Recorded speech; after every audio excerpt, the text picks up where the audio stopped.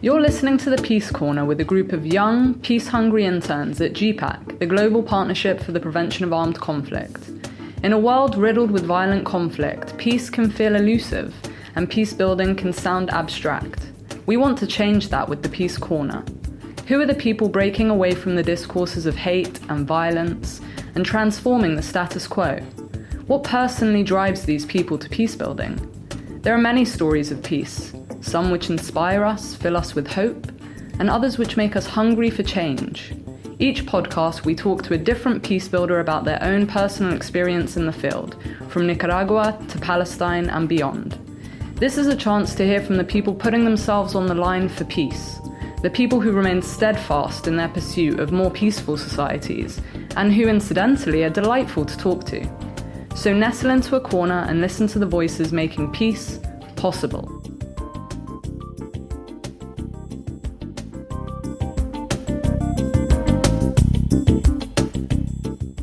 Welcome, lovely listeners, to a special edition of the Peace Corner. Today I'm joined by three veteran peace builders for a roundtable discussion to explore how peace builders navigate polarising and negative discourse in practice, particularly in dialogue processes. First, we have Marc, who's working at the Philippines-based advocacy institution Initiatives for International Dialogue, which promotes human security, democratization, and people-to-people solidarity. Welcome, Marc. Hi, welcome as well. Thank you. Thank you for being here. Second, we have Meri, who's working at Peaceboat, based in Japan, with specific focus on citizen-level dialogue around nuclear disarmament, territorial dispute, and historical awareness in the region. Thank you for joining us. Great to be with you.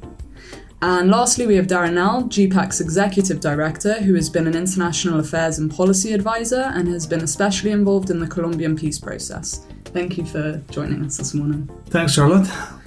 They share over 40 years of combined experience and possess particular insights into dialogue efforts in their respective regions. So, before we get started, do you remember when you all first met? I think I met Meri in 2009, probably, in the Philippines. That's right, yes. I think when Marc's organization was hosting the international meeting of GPPAC would have been our first time to meet. Yeah. And I'm the younger kid on the block, basically. I think I met Darynell 4 years ago in the International Steering Group meeting here in The Hague, while Meri, I think, 3 years ago in South Thailand. That sounds right, yes. And so that we can get an idea of what you're each working on at the moment, why don't we start with you, Meri? In terms of dialogue, what's your focus at the moment? Sure. In GPPAC Northeast Asia, at the moment, as our priority, we are working on what we're calling the Ulaanbaatar process, which is bringing together different civil society actors from throughout Northeast Asia, but with a specific focus on people from both North and South Korea. So trying to create a space for dialogue amongst the emerging peace process in the region now. Great. And Marc? Yeah, my organization, the Initiatives for International Dialogue, works with the ASEAN, or the Association of Southeast Asian Nations, on advocacy on peace building and conflict prevention. But we also work on several areas in the region, such as Myanmar and South Thailand. But in our home base, we are based in Davao in southern Philippines. We work on two peace processes, the peace process on the Bangsamoro, and then the peace processes with the National Democratic Front of the Philippines. Thank you. And Darynell? Well, as GPPAC Executive Director, I sort of have my fingers put on different processes. So I am, in a way, supporting the Northeast Asia, the Ulaanbaatar process that Meri was referring to. Also, I try to accompany initiatives for international dialogue whenever they think that it's good to have a GPPAC presence in their dialogue efforts. And also, in the past capacities in GPPAC, I say I have been supporting or leading on dialogue processes, not necessarily geographically, but more with different actors. For example, dialogue processes with policymakers at the UN, or with trying to create venues for civil society to engage with regional international organizations. And besides that, currently I'm also, or have been engaged recently in a dialogue project, dialogue process that is taking place in Colombia around what they call intergenerational dialogues for essentially bringing the perspectives of the youth, but also the eldest, and into rethinking what their life after the 50-year conflict that Colombia has been living can look like, and looking forward into what their towns, or how do they see their towns some years from now, and how they can contribute to building that vision. Interesting. And so how much scope would you say there is for civil society to participate in these dialogue processes? I mean, it will be different in each region, but it would be interesting to hear. I think our case in Northeast Asia, especially when we first began, is there was close to zero space actually available. Very much these issues related to peace and security, and of course the nuclear issue, are very much seen as the space only for state actors. There are also many different, for example, even laws in place which prevent citizens from these different countries to even be in the same room together. So therefore, when we first started with the Ulaanbaatar process, and indeed with the GPPAC work in the region, a real priority was even just creating the opportunity for civil society actors to come together, to start to build enough trust together to have discussion on these topics. In the last year, finally, in regards to the Korean Peninsula, we have seen some positive progress, which for many years was really not the case at all.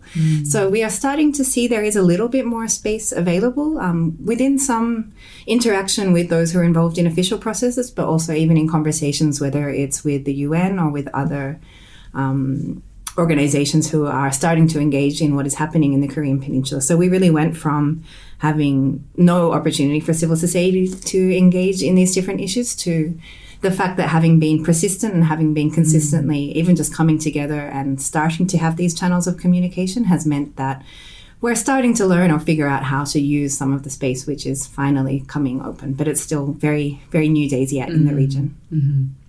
And how does that relate to the context you're working in, Marc? Yeah, in the Philippines, I think it's not unique with our work in Mindanao or in the Philippines.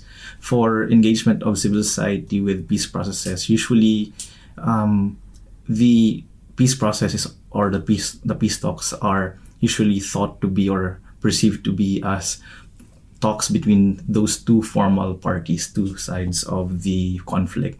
And for third parties or independent civil society organizations, usually they're perceived to be outsiders, in fact.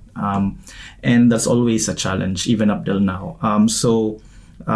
There's two frameworks on how to deal with that. It's either you say that you need to engage the formal processes and assert that you need civil society and people's voices on those tables.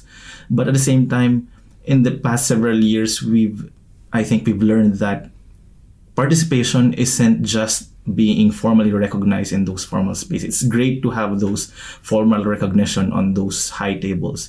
But at the same time, if you're sincere in peace building work, then you create your own spaces. And that's the strength of people's organizations and civil society organizations. You build your organizations and your networks and assert and create your own spaces, basically, which ultimately the talks and the high tables are founded on. That legitimacy that comes from the publics that the parties claim to represent in those tables. I think this is, Marc, just touched on a very interesting point, and it's the fact that nobody's going to give you space, because these are considered as state processes, or usually very close processes in general. So the strength of civil society is to be able to create their own spaces and to create spaces which are attractive enough that actually engage other actors. So rather than waiting to be convened and be called, civil society often becomes the convener of these dialogues. And you can see that in the case of Northeast Asia, you can see that in the Philippines, even in the case that I was mentioning before around a dialogue process with civil society, with the regional organizations. There's no evidence that this has to take place. Usually there are some of these formal spaces that the regional organizations have, ECOSOC or during the annual general assemblies, which usually civil society get like 5 minutes to speak, and then you have a collection of environmentalists, human rights groups, LGBTI, etc. And there's really not much space for a real dialogue on deep dialogue on the issues. And a way to deal with that, or at least the way that we have been doing, is to create a fora, and we convened that fora, and we created space that was attractive enough that many organizations say, oh, I don't want to be left out of this, and they actually attend and engage with us, and that helps us to create spaces at the global level as GPPAC, but also with our members at the regional level. So I think that point of being able to really create the space for your civil society participation and to engage other actors and to act proactively as the convener, it's something that that civil society groups really have to think about how to do, and that's something that I think we have developed some good expertise here with different peace builders from the network. Yeah, I think the really important thing about being able to create your own space as civil society also is that that's even possible in the case where there is no dialogue happening on the governmental level at all. That's something we really experienced in Northeast Asia, where for many years, the only multilateral dialogue, which was the six-party talks, had been completely stalled, completely frozen. There was absolutely nothing happening on these kind of official levels. However, civil society was able to step into that space and say, well, even if there is no government dialogue at the moment, we as people living in the region who are affected day by what is happening can start to at least create this kind of environment which can then encourage development or progress on the official levels as well. So not only waiting for the space to be open to interact with the official processes, but even to look at what we can do as civil society when there is a complete freeze in terms of what's going on there as well, is something very unique to the work of GPPAC. In fact, in this case, it is some governments would then approach us and say, can you open up your space, the space that you have created for us, because as Meri said, there are often these official relations or official dialogue spaces are closed, and they find an opportunity in those spaces that organizations like the case in Northeast Asia or in Southeast Asia have created, and say, well, if you have that access, can we use that also, or can you at least convey a message or something? So I think that's an interesting dynamic, and an interesting role that civil society can play, not competing with the official spaces, but creating more spaces and complementing those at the official level. So these closed spaces tend to be, they tend to emanate very negative discourse, divisive discourse. And so what are some of the challenges in bringing different groups to engage in the dialogue, especially those who are portrayed negatively, even sometimes in a threatening way?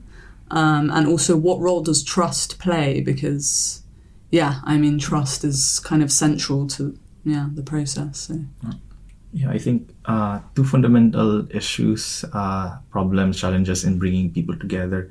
So the first one is you have to convince, or at least those parties, even the parties themselves, need to be at that material condition wherein they are themselves persuaded or convinced that there's that peace building, the peaceful way, dialogue is effective or is more effective than the existing or those things, the violent means that they've been trying for so long. And secondly is, if you are the facilitator or the accompanier, then you have to build trust among you as a perceived to be external actor, even if, which is also contested, of course, you as an external actor or internal actor.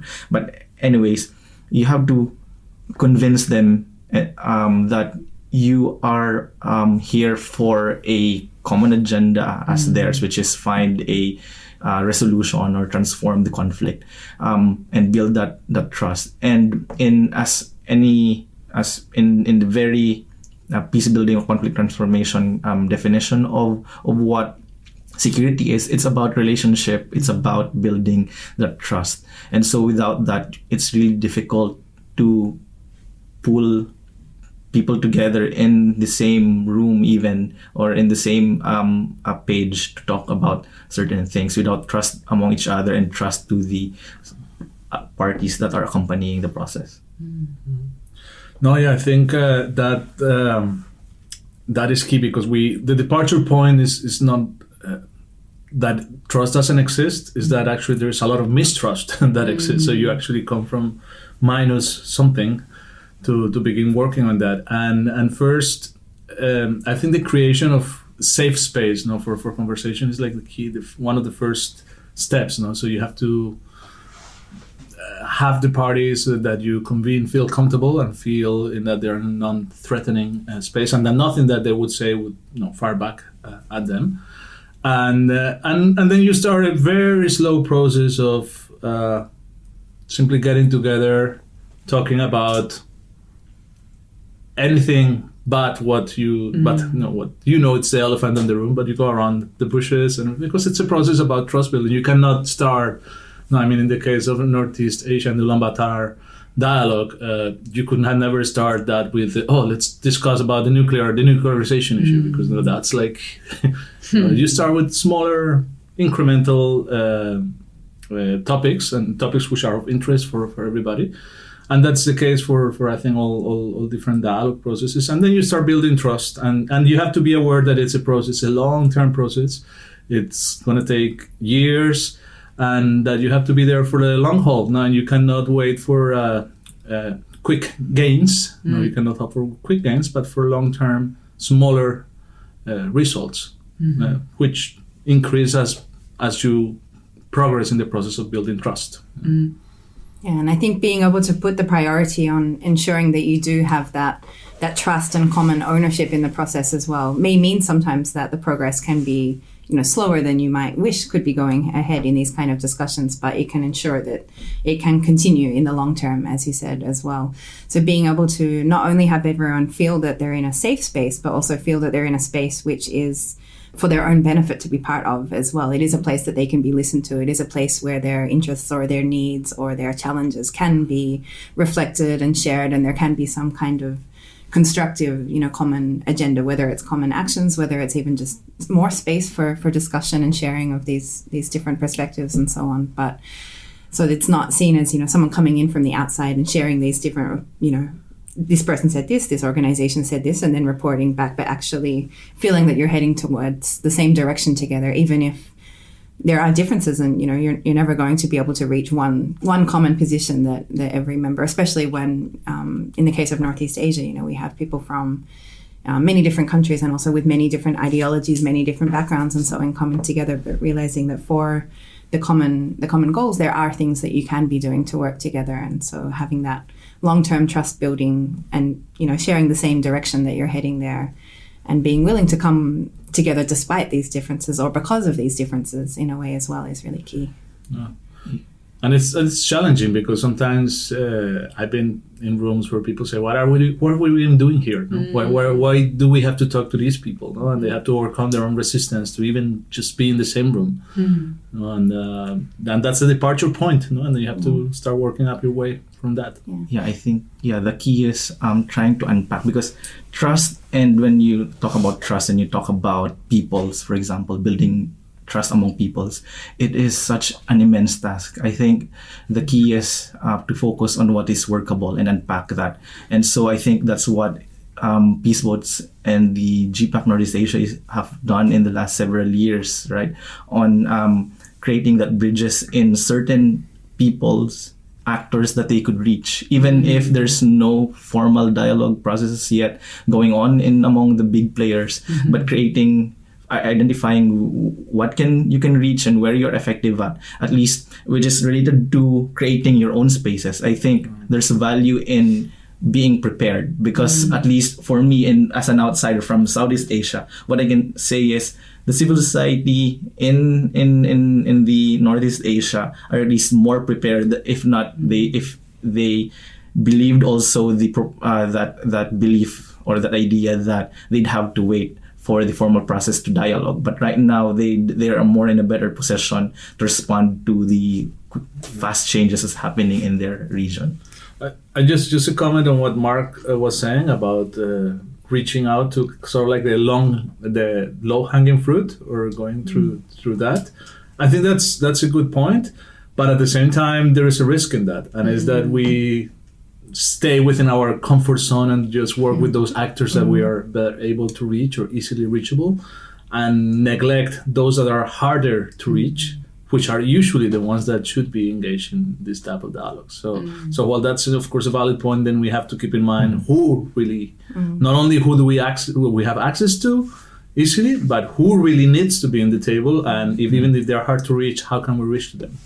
Do you have a specific example of that, of a situation where you did or you didn't reach out to somebody that is potentially or was seen as maybe out of reach? I mean, I'm curious actually to hear about the experience of initiatives for international dialogue, because they do engage with those actors that we see as hard to reach, and they do reach to them. Yeah. When it comes to reaching those, I think it's also about unpacking what exactly do you mean by you as the party who could not reach them.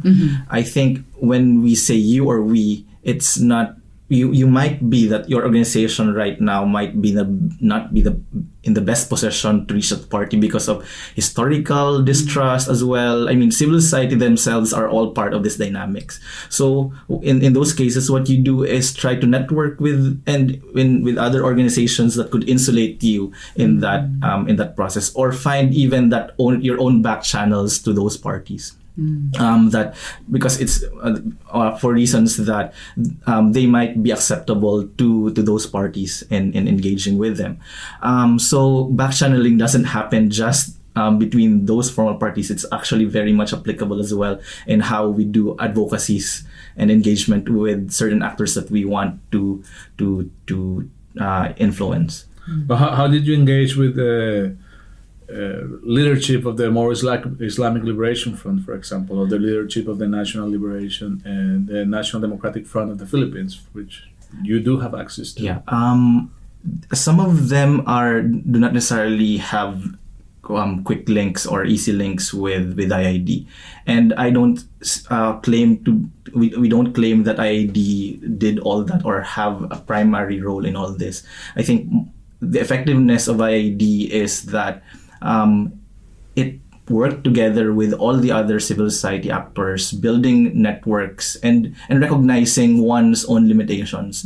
And in that case, we've facilitated and helped facilitate with other networks in building various networks, sharing information. I mean, in this field and in every other field, information and relationship are two of some of the infinite resource. It's a resource that if you share and divide amongst each other, it doesn't mean that it's taken away from you. It's actually, it multiplies in that case. So I think that's what I meant by in my answer about creating your own spaces. And in creating your own spaces, it doesn't mean that you alienate yourself from or give up on the formal spaces. It's just that right now, given your own institutional capacity, it might not be something that you don't have, but some other actors, some other partners might have. And then, Charlie, if you allow me, I'm also curious because in Northeast Asia, you created this great space with one of the actors, which is not easy at all, even for governments to create this space, and yet we managed to do that. So I was wondering, how did you reach out? And you said you started from zero. How did you actually create that space? How did you reach out to actors in the North Korea to start this process? Sure. I think one of the unique things that GPPAC Northeast Asia has really felt has had a large role in that is the fact that we do have a very local grassroots network in the region, but then we also do have GPPAC working on the global or international levels as well. So being able to leverage having that really first-hand relationships, first-hand contacts through our local members and local organizations. For example, Peaceboat as an organization which had in the past had various exchanges with groups from North Korea, for example. And then, but also looking at, GPAC with its linkages to the UN, its international recognition and so on as well, has really meant that although it took a lot of time, I think patience is really one of the other key words that's really needed to bring this kind of dialogue process into action. Being able to look at the different resources and relationships that you do have and see how that can be combined together. I think one of the really important points to remember there as well is, of course, trust is the key, but there's also a lot of external factors which were really very challenging. Even, various laws in place in some of the participating countries, for example, which prohibited civil society or, citizens from being in the same room as people with North Korea. We're still dealing with countries that don't have diplomatic relations with each other. So Japan, where I'm based, for example, doesn't have relations with North Korea.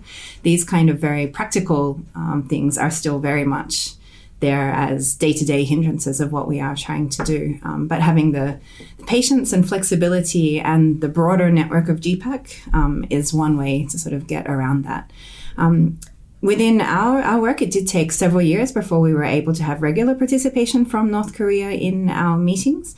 I think the fact also that we are a network that is working on regional issues in a very inclusive way, looking not only at the nuclear issue, for example, but also looking at territorial issues, history issues, peace education issues, has really shown that it's a space where people can come in together. And hopefully, which meant that our partners could also see that there would be something useful or beneficial for them in participating as well, which I think was one of the things which led for our both South and North Korean participants to want to be involved in the long term. And you mentioned patience, so I'm curious, how do you deal with setbacks and incidents of violence, because it's a very long process, so how do you fit that in?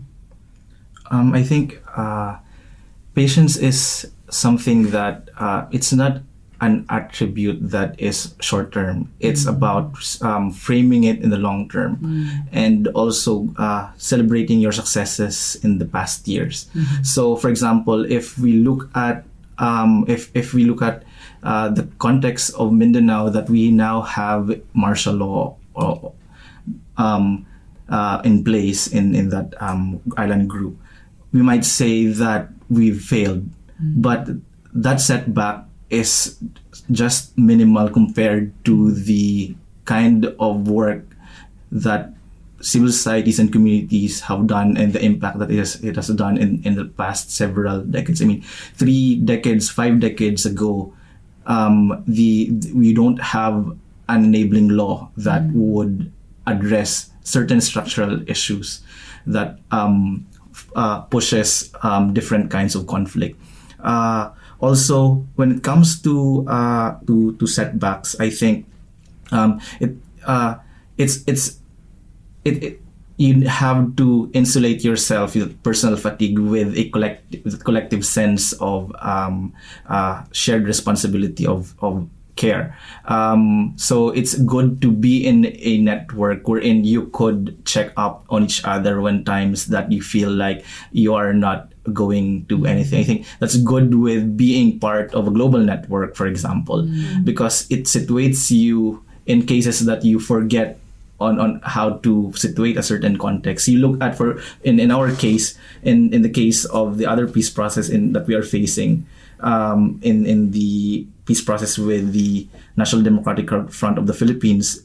I mean, at the start of the presidency of President Duterte, that was a peace process that seemed to have huge strides. And then a year or so later, suddenly it's terminated. But we look at the example, of Northeast Asia, wherein a year or so, 2 years ago, nobody would really have thought that there would be this huge changes and developments.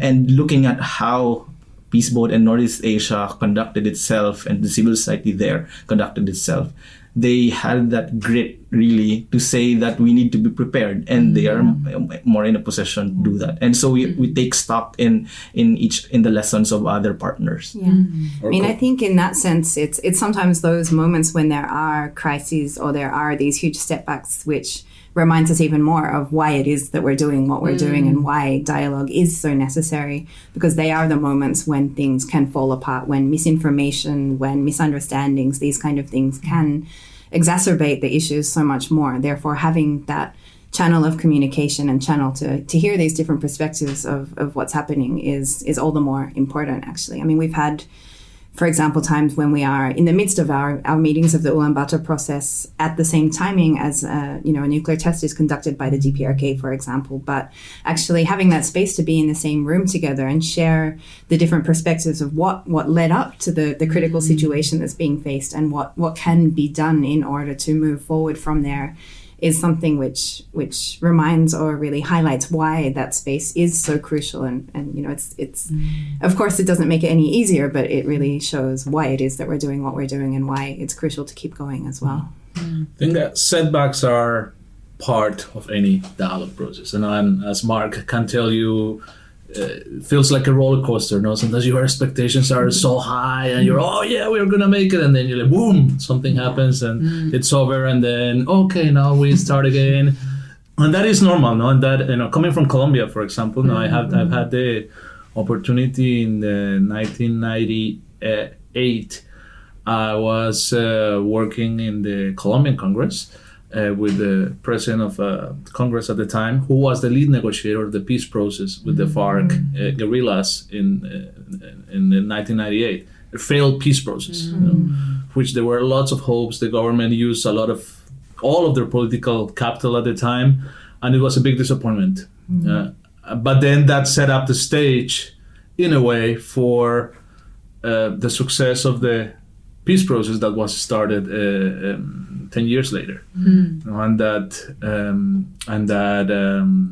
ended up with signing the peace agreement with the FARC a couple of years ago. So setbacks are part of it, are part of life. But you take 2 steps forward, 1 step behind, and you have to know that that's going to happen.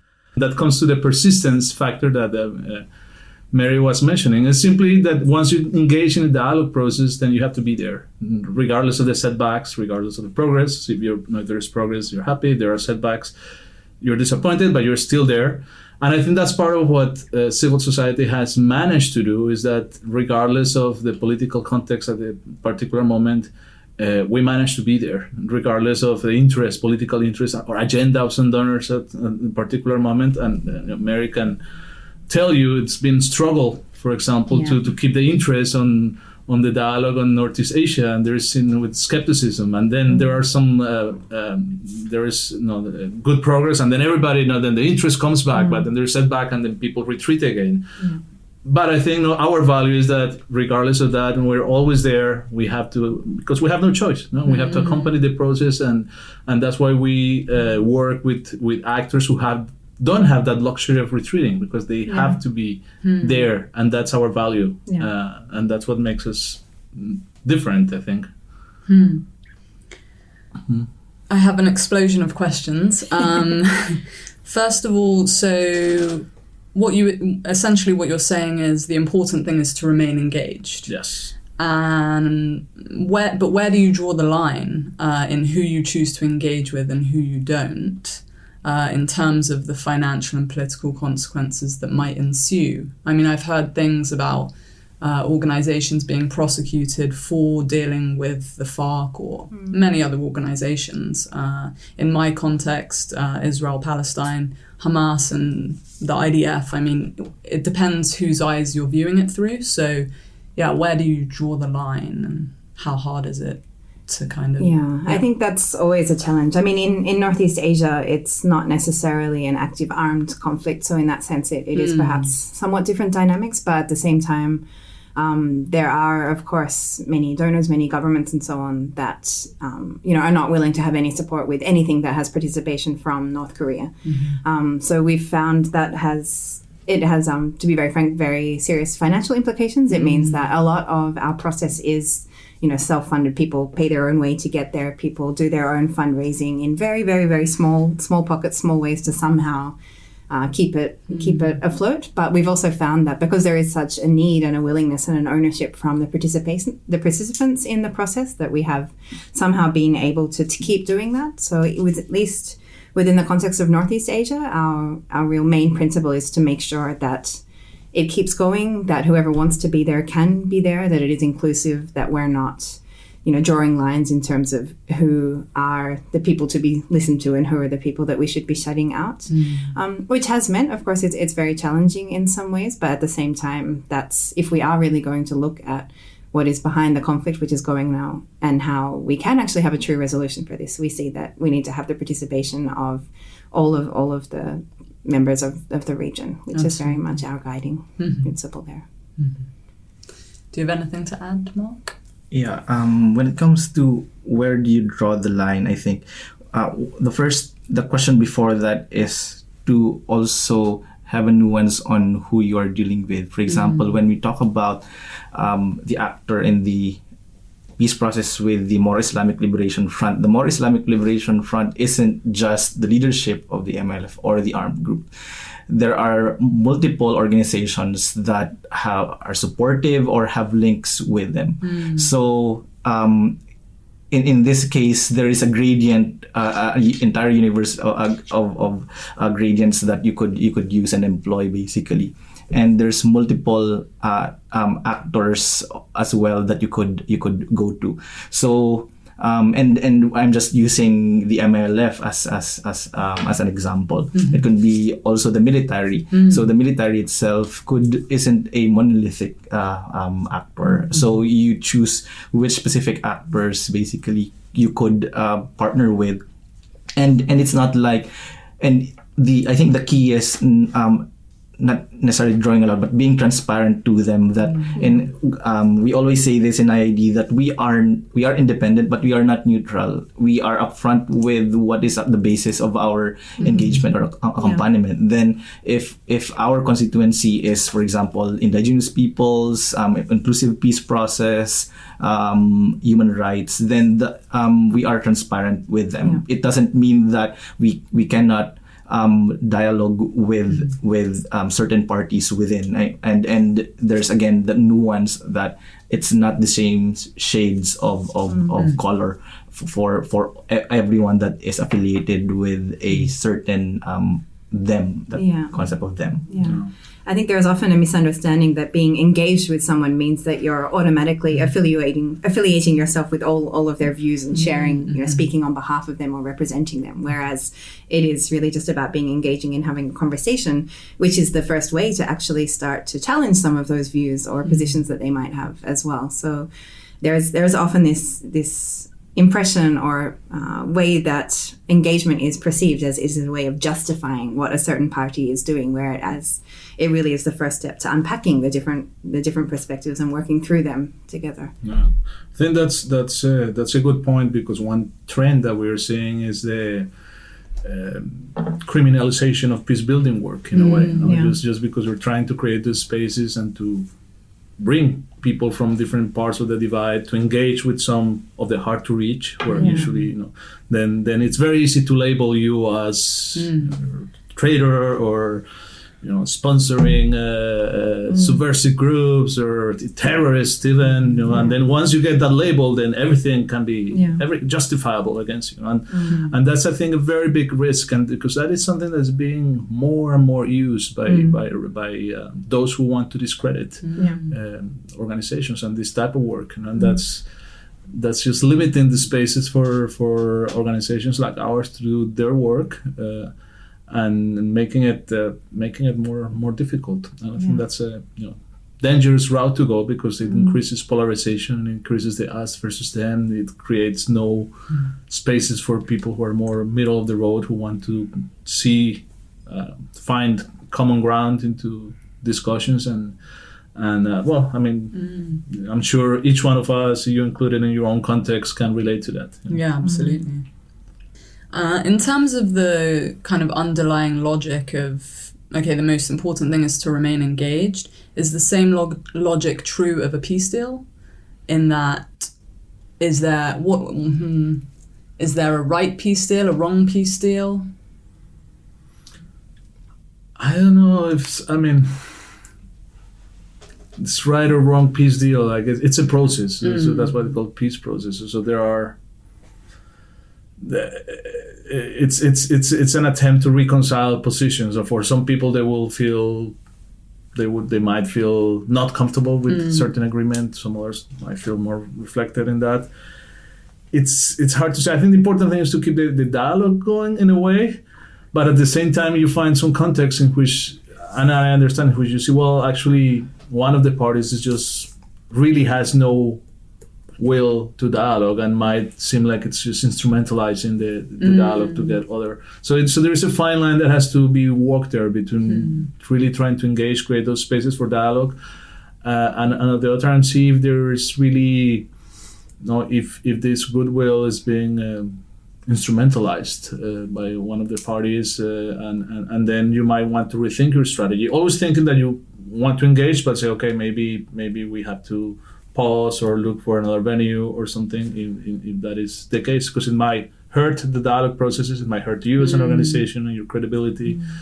Doesn't mean that you don't continue with your idea of engaging, but simply rethink your strategy on how to do it more effectively. Yeah, on this issue of a correct and wrong peace deal, just an example, for example, in the case of the Bangsamoro, 30, 40 years ago, the possession of the majority of the Bangsamoro, especially the actors that have that political clout within the Bangsamoro, the Moro Nationalist Liberation Front and the Moro Islamic Liberation Front, their possession back then, several decades ago, was secession. And then right now, it's right now their possession is that it's non-secession. They, at least for the MILF, for their case, they can imagine right to self-determination within the context of the Philippine states. In the case of IID as an accompanier, the principle that we subscribe to is right to self-determination. But again, if in that right to self-determination, that the meanings that end of that changes as well from time to time. And I think the important thing that Darynell said is it's a process. And part of the process, our task is to accompany that process, so to ensure that it's as inclusive and as representative as possible.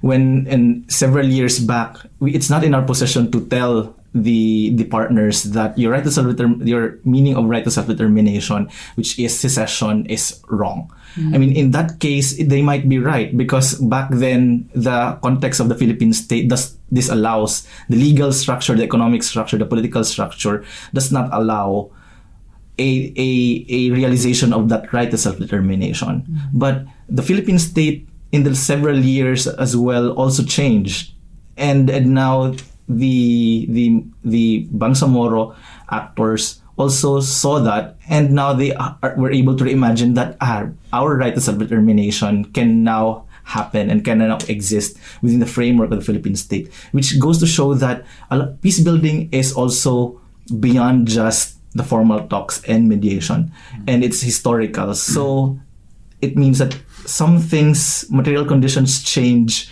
in how the Philippine states, for example, deal with the practice of the religion, of cultural rights, of the Bangsamoro people, the creation of spaces for them to be represented in economic and political life. So there was also a change in the possession of the MILF and the MNLF. And it wasn't negotiated directly through verbal. It's negotiated historical, and it's changed. It's because there was a transformation basically of how things and how possessions, how structures were. So sometimes you need to step back and look at a mediation process from that perspective. I think it's important when you're looking into this to do an analysis of the actors that you're dealing with. And we have different tools to do that. One uses this image of an onion, to look at the different capes of what an actor position really is. And the first layer saying that the position, and the position meaning this is what you say. What you say is not necessarily what you think or what you need, but it's just what you say. And somebody actually, rather than an onion, said, well, we should make it a coconut. Somebody from one of our members explaining this is like, because it's so hard to crack that position, even if it's not so hard to crack, that rather than an onion is like a coconut, the official position. But then after you move from that, then you go into, okay, what do they really want? Not what is really their position, what they really want. And what they really want is different from what they really need. No, and then when you go into the needs, so it's one thing is the interest. Okay, my real interest is this. My position is this, but my interest is this. But my real need is this. And then it's very hard to do that analysis and to think about, okay, what is the real need? Because the need is often what is really non-negotiable. The other thing you can manage. And that's a bit from what Marc was saying. How suddenly the group talks about self-determination, but then they are willing to compromise for a solution that still satisfies their needs, their perceived needs, and that's I think the importance of doing this analysis. And sometimes we stay in the dialogue with the positions and don't go into the other layers of analysis, which are and that's something like it's a process, and they will emerge as part of a process, and they may take time to emerge. But we have to be aware of that. A more personal question, maybe related to the layers of an onion. How do you balance your own beliefs with the more kind of diplomatic demands of a dialogue process? If you care to share. If not, that's okay too. I think part of it is, and again, it comes back to some of the same keywords we keep sharing, but the dialogue process is a way to have enough trust that you can share your personal beliefs within, both within the official process, but also in the other conversations that are always happening on the sidelines, which are often the more useful and the more meaningful conversations as well, rather than what's actually being said, in the meeting rooms. And it's only once you reach that kind of point that you can start to actually go beyond those layers, go beyond those positions, and start to share both your personal thoughts, but also how this is being seen by other parties, how this is being seen internationally, especially when you take, parties that are being, vilified internationally, for example, being able to share very frankly with them about these kind of things and what that means to you, but also what it means to the overall work as well, I think is only something that can be done once you're in that space together. So, well, I completely recognize that having that kind of a conversation may go against some principles that other people have, especially if they're coming not necessarily from a peace building perspective, but from, whether you're looking more specifically on human rights or specifically on these kind of issues. But I think that what's fundamentally beneath it all for me is that unless you have that kind of communication and that kind of space, then there is no way that you will be able to actually share some of these different conflicting issues, share some of these really difficult conversations that need to be actually addressed if there is going to be any hope of peace in the future. I think, peace is in essence a political process. When you think about building peace, you're thinking about the political side of political arrangements. And peace is, and politics is, somebody said it's the art of what is possible. So you also have to be pragmatic sometimes in a way, knowing where you want to go, by knowing that dot in the horizon where you want to reach, you have to take baby steps. And knowing that it's baby step. It might not seem as much for some people, but it is in a way a significant progress. So you have to reconcile and also sometimes be pragmatic and be an idealistic, pragmatic person. So you're having your ideal there, moving towards that, but knowing that you have to act within the realm of what is possible in a particular context and in a particular moment. In my case, I only subscribe. I think I'm Gramscian on this case, in a sense that I apply, and a lot of peace builders who have backgrounds in organizing and movement building in the Philippines subscribe to the concept of pessimism of the intellect and optimism of the will, and that is putting into events and mediation and conflict, situating it in a historical point of view, wherein it's all part of the process, and therefore if we should situate it that way, because if you say that you have to give up now and then it's a self-actualizing prophecy. And in the case of beliefs are, you realize it as well in the context of history. You cannot assert it as well, right? That convince people on one sitting that they need to do this. And even if you're so angry and you feel deeply about it right now, if that's not the right time, it's not the right mode or to achieve that, then you'd have to situate it. How do you realize that in a more systematic way, in a way that considers that long-term process? I think I have one more question to sort of wrap up. What are some of the arguments made against you engaging different groups, and how do you make the argument for peaceful dialogue?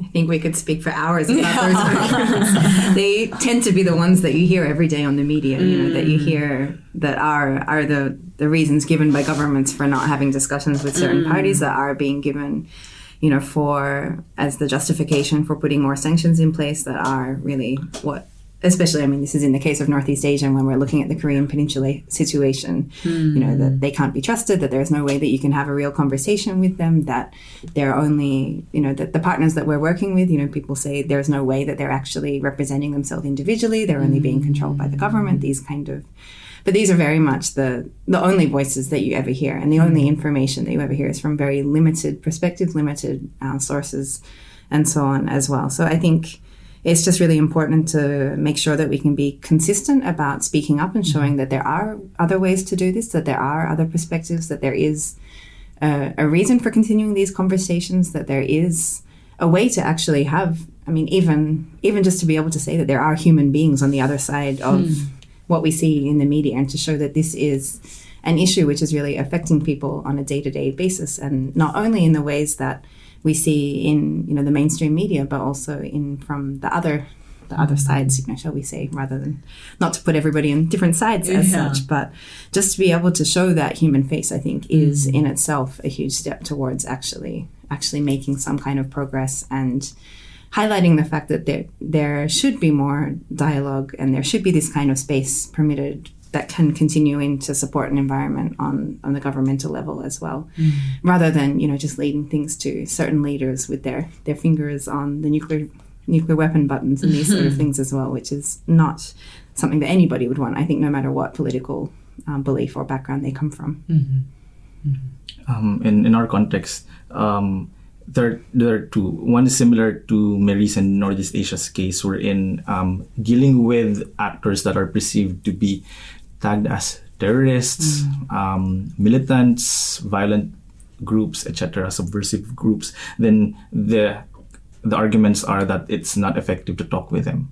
But there's also a unique thing for that different from the case of Northeast Asia, wherein when you deal with actors that are not among the two parties, and you get that response from both parties, wherein you are criticized as, if you try to engage with wider actors, you are told as you're disruptive, you have your own agenda, etc. But I think you ultimately, it's number one, it's also about, for the case of dealing with inclusivity, then you just have to be true to and transparent about why you do it. And your mandate and the principles that you stand on is a principle that peace process should be inclusive. On the case of the other side, which is the continuance of a dialogue, some things are not explained in a verbal way, but these are explained in a way that manifests itself by action, or the effectiveness of what you're doing.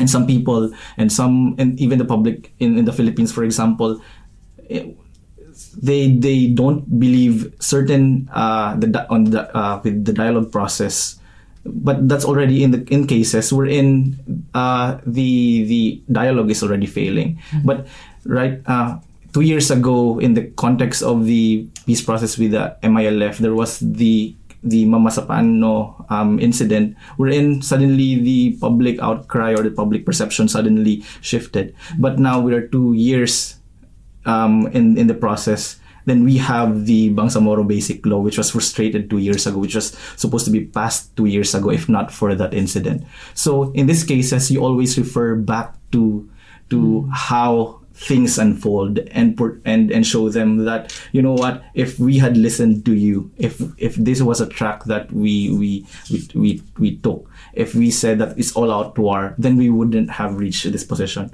or this point. So it's always trying to flag to your public those points in history in the past years that said that portrays that dialogue is effective. I think in this context of first we have to be aware that this context are actually highly polarized, and then there is, in this highly polarized context, there is a construction of the other, and you start constructing, giving some attributes to the other that usually that make it very difficult for anyone to engage with the other, because how are you going to engage with this? Look at in the best case scenario, they're a caricature. Yeah. In the worst case scenario, or they're James Bond villain. How are you going to engage with this? Look at it. It's completely unreasonable, and hence, if you try to talk to them, you're also being unreasonable. And so it's very easy to place the black or white spectrum. So that is something that has to be overcome. But then, funny enough, when you start engaging, then this James Bond villain becomes less of a villain, and then this unreasonable, maybe it's not so unreasonable, maybe there is a point there, and then there is ground for dialogue. But to reach that point is so difficult, because you have to overcome all this construction that has been made. And that gets thrown at you to ridiculize your work, or to say, more in the best case scenario, simply to say they're skeptical and you will not reach anything. So you're good. We know your good intention, but this will not go anywhere. And again, you have to be aware that is going to happen, and if you are committed to the dialogue, just deal with that and remain engaged, and continue seeking spaces for that. And I think what Meri was saying about humanizing the other, because sometimes we just tend to think again we have this construction, we don't think that they have same concerns that we have. And one of the things that I have really gain from engaging or supporting some of the processes that have been happening in Northeast Asia, or engaging with some of the people that IID talks to, or in the Colombian context or in some other contexts, is that at the end of the day we talk about our kids, how are sending them to school. We have the same worries, we have the same concerns. We have, in essence, the concerns that everybody has, and that worries us as individuals.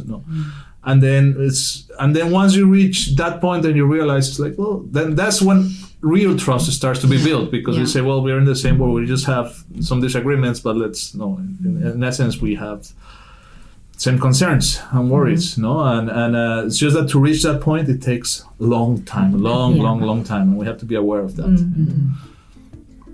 Great. And that point is absolutely in reach. So it's been a pleasure hearing from all of you. Thank you for joining me, and we'll see you next time.